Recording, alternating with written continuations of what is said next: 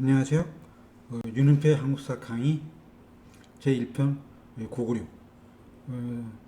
세 번째 시간인 제2기를 상징하는 제6대 임금 태조대왕 시대를 정리하는 그런 강의를 해보도록 하겠습니다. 제6대 태조대왕은 태조라고 하는 게 뭘 의미합니까? 보통 보면 고려태조 왕건, 조선태조 왕건 제1대 임금에 대해서 이 태조라고 하는 칭호를, 왕의 어떤 칭호를 부여하게 됐는데요. 그런데 삼국사기 고구려 분기 보면 제6대 임금인 이 태조대왕한테 이 태조라고 하는 제1대 어떤 그런 이 임금이 갖는 칭호를 붙여놨습니다. 그래서 이거에 대해서 의심 많은 학자들이 많이 있는데, 특히 누가 의심을 많이 하겠습니까? 우리나라 역사에 대해서 이제 끊임없는 어떤 의심의 눈초리를 보내고 있는 사람들, 일본 학자들이죠.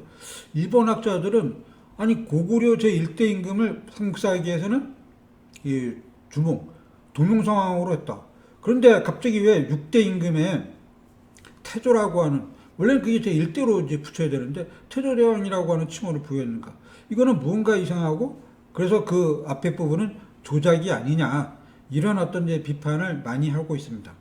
그래서 삼국사기의 초기 기록에 대한 어떤 의심, 부정, 이것이 이제 일본 학자들에게는 거의 일상화되다시피 하고 있는데, 그래도 좀 의아하죠. 왜 제1대에 붙여야 할 어떤 태조라고 하는 칭호가 왜 고구려 역사에는 제6대에 붙였는가? 또 이분의 저희가 이상한 게 뭐냐면 서기, AD 53년에서부터 146년까지로 되어 있습니다. 53년에서부터 146년. 거의 100년이야, 100년. 이런 임금이 있나요? 100년 동안 집권한 임금이 있겠냐고. 아무리 어렸을 때 집권한다, 왕이 됐다고 하더라도 100년이라고 하는 건 있을 수가 없잖아요. 그래서 이제 칭호도 문제, 그 다음에 기간도 이제 문제, 이래서 이제 끊임없이 일본 사람들은 이제 이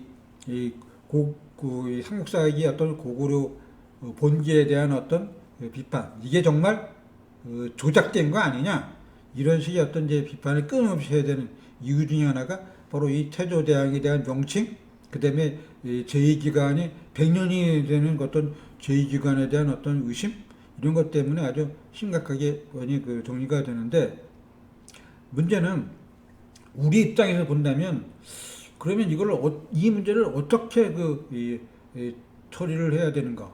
그러면 태조 앞에 있는 주몽, 동명성왕은 그러면 조작된 거란 말인가? 이렇게 이제 의심할 수도 있겠는데, 그런데 광개토왕 비문에 본다면 시조가 추모왕으로, 쭉 주몽으로 되어 있습니다. 그래서 시조가 주몽이라고 하는 거, 동명성왕이라고 하는 것은 광개토왕 비문에 나와 있기 때문에 이건 역사적 사실이야. 이건 움직일 수가 없어.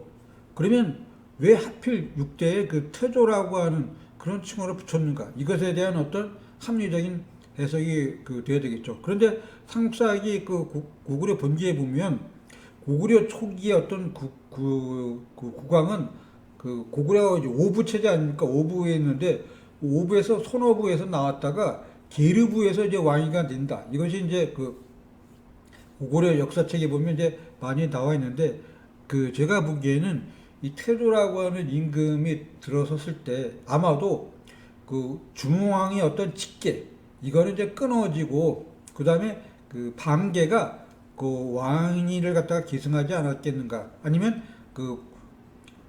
이 성씨가 다른 그런 집안이 고구려 왕위를 계승하지 않았겠는가라고 이제 생각이 됩니다.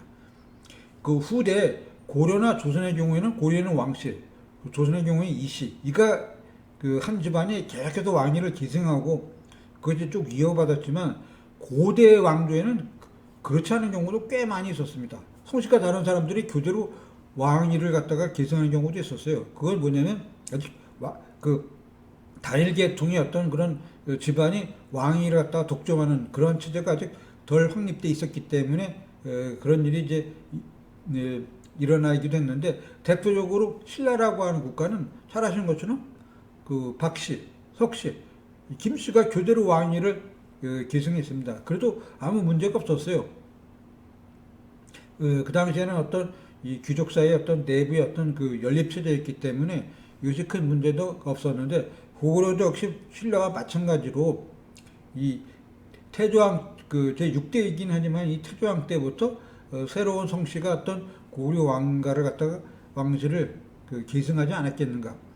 그런 점에서 이제 이 태조라는 어떤 칭호를 붙이지 않았겠는가, 그렇게 이제 볼 수가 있고, 그런 점을 갖다가 이제 많은 학자들이 지적을 하고 있습니다. 아마도 이 태조 때 이 고구려 어떤 그런 그 왕실의 어떤 그 성이 또 부가 바뀐 게 아닌가, 출신이 바뀐 게 아닌가, 이렇게 이제 보고 있습니다. 그래서 계속해서 이제 일본인 학자들이 의심의 눈초리를 보고 있지만, 우리들은 그것에 대한 어떤 합리적인 대답으로서 그 왕실의 어떤 그 교체, 이런 것이 이제 일어나지 않았겠는가라고 볼 수가 있겠는데, 그런데 삼국사기 이